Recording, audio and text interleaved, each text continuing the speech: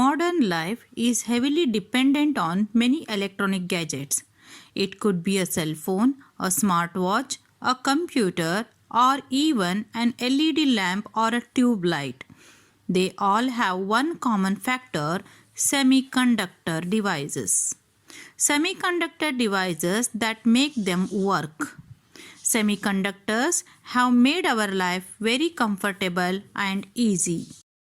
Before the discovery of semiconductors, electrical properties of materials could be of two types: conductors or insulators.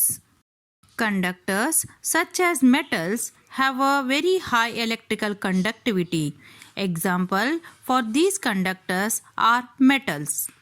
Metals are good conductors of electricity due to the large number of free electrons present in them. Insulators are bad conductors like glass. Wood or rubber are some common examples of insulators. Insulators have very small number of free electrons. Now, after invention of semiconductors, there can be three types of electrical conductors. It could be a good conductor, a semiconductor, or a bad conductor. Semiconductors such as silicon, germanium, gallium, arsenide, gallium nitride, cadmium sulfide are some of the commonly used semiconductors. The electrical conductivity of a semiconductor is between the conductivity of a metal and that of an insulator. The number of charge carriers in a semiconductors can be controlled as per our requirement. Their structure can also be designed to suit our requirement. Such materials are very useful in electronic industry and find applications in almost every gadget of daily use, such as a cell phone, solar cell, or a complex system such as a satellite or the International Space Station. Before we proceed to band theory, we should know what is band and how they occur. We know that the electrons revolve around the nucleus in certain permitted orbits. Here in the picture you can see I have drawn KLMN shells. After shells, what you have studied in chemistry in 11th standard is orbit, and after that orbitals. So that every orbit have some fixed energy, and electrons revolve in these orbits with certain energy. That is, energy level of electrons are fixed according to the orbit number. In an isolated atom, an electron in a particular orbit has a fixed energy level. When these atoms combine to form a solid, suppose, try to understand. If this is an atom and this is another atom, I am talking about solid, and this is another atom and this is another atom, and they combine to form a solid, any solid material. Obviously they have a nucleus, and here you can see the electrons. So these free electrons are responsible for the conduction, as they are free to move within the object or a body. In solids, the orbit of every electron is influenced by the charges of neighboring atom. No two electrons see exactly the same charge environment. What happened here? This charge is affected by the nucleus of this, as a attraction takes place according to Coulomb's law, and also there is a repulsion among them, so that this electron not only affected by this atom's electron, also it is affected by the neighboring nucleus and the neighboring electron. So obviously the electrons, even though they are made up of same atom, the electron in the same orbit also, the electrons, even though they are in the same orbit, they have slightly different energy levels, like this. So this comes in a particular band. a particular value, you can say. So this band we call as a energy band. In energy band, there is no need that electrons are at the same level. They might have slightly different energy levels as shown in the figure. So, closely spaced energy levels of all the electrons. See here, the electrons have a slightly different energy levels, but they are closely spaced. So, in a particular orbit, so it is called energy band.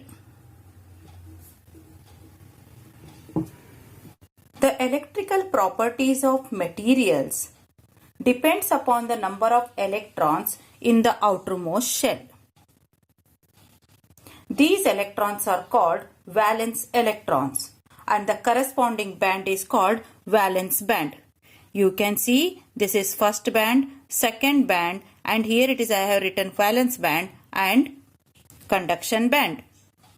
In metallic conductors, if you are talking about, take any metal like a sodium as an example, whose atomic number is 11.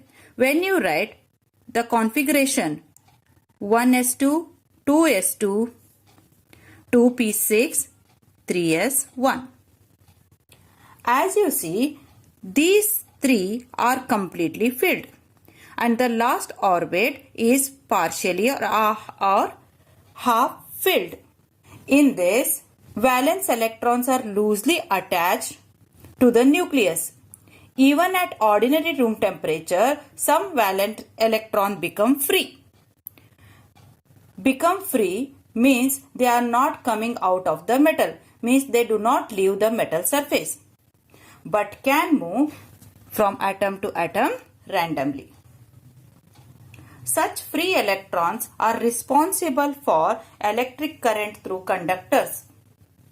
The energy level of free electron is conduction level and the corresponding energy band is called conduction band. When these valence electrons move in a conduction band, these electrons only become responsible for the conductivity of the material. So, we call valence band and this one as conduction band.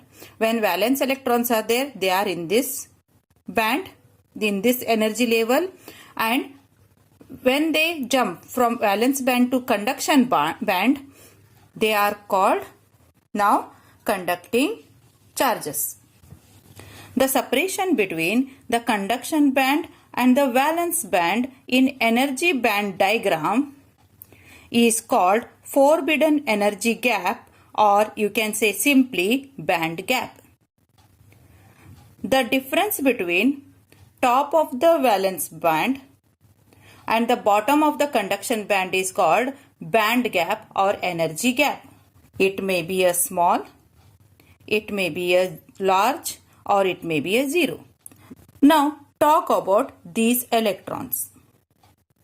The electrons in the inner orbit like 1s2, 2s2, 2p6 are tightly bound to the nucleus and do not play any role in the electrical properties of solids. Let us call nucleus and the complete inner orbit electrons as core. Nothing interesting takes place in core. Therefore, we shall focus only on valence band and conduction band. So, if you think these bands are completely filled, so call them as core. So, they do not take place in any activity. Based on conductivity of the material, we can divide materials as metallic conductors, semiconductor and insulators. This band theory helps us to understand why these are called so, because we always divide them based on two bands, valence band and conduction band.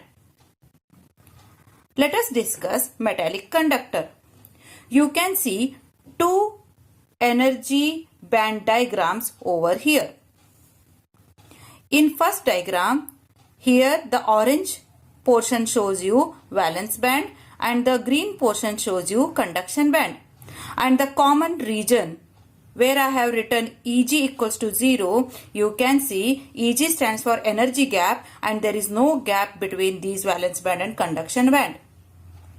If you proceed to another figure in the same metallic conductor, you can see there is a valence band, there is a conduction band, but the energy gap is very small.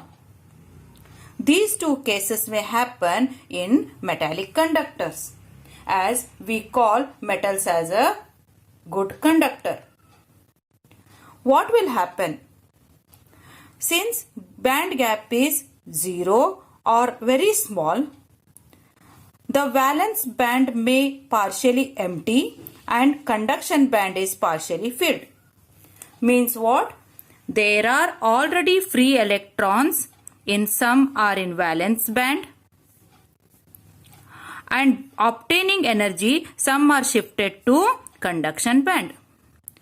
And these electrons are responsible for the conduction of current or energy, you can say. So you can see sometimes both are overlapped and sometimes they have a very less energy gap. Remember, the electrons in valence band can jump to conduction band by taking some energy, and no single electron lie in this energy gap. They may jump from valence band to conduction band, but they do not take place in this energy gap. So, what will happen? These free electrons in conduction band are responsible for the conduction of electricity or charges, you can say. So, that's why we call them as a good conductors. Now proceeding further, talking about semiconductors. As you can see, there is a gap compared to this metallic conductor. The gap in semiconductor is little more. Like silicon, germanium, etc. we can take as semiconductors. At room temperature, few covalent bonds are broken because of thermal energy. In that case, valence electrons are raised to conduction band. The departure of electron from valence band to conduction band create the vacancy in bonds. So, in semiconductor, usually the absolute temperature of these conductors are minus 273 Kelvin. But what we treat at room temperature, it is a plus 300 Kelvin. It is more than sufficient to bring some electrons from valence band to conduction band. In that case, what will happen? There are already few electrons are present in conduction band, so they conduct somehow, so we call them as a semiconductor. Means you can say both the bands are partially filled at room temperature. Few valence electrons remain in this and few electrons are already at room temperature in conduction band.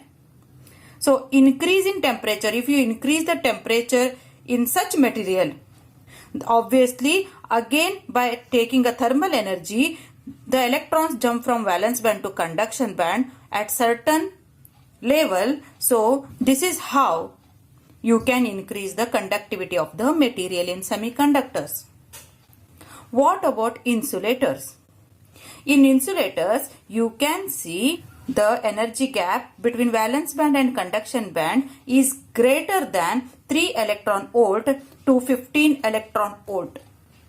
So band gap is very large. When you give some thermal energy to these electrons which are present in a valence band, even though you have given an energy, but they can't jump and they can't cross this much big gap and they can't move to the conduction band. What happens in insulator? The valence band is almost filled. But since the energy gap is more than 3 electron volt to 15 electron volt, the electrons can't jump from valence band to conduction band. So, at room temperature, the thermal energy is not enough to push valence electron to conduction band. Hence, no electrons are available for conduction. What happens if you give more and more energy, and if you go on giving more and more energy to these valence electron, what will happen to the insulator that time? The insulator will get burned. Why? First it attain its thermal level, and after that the energy pass to the electrons. But once it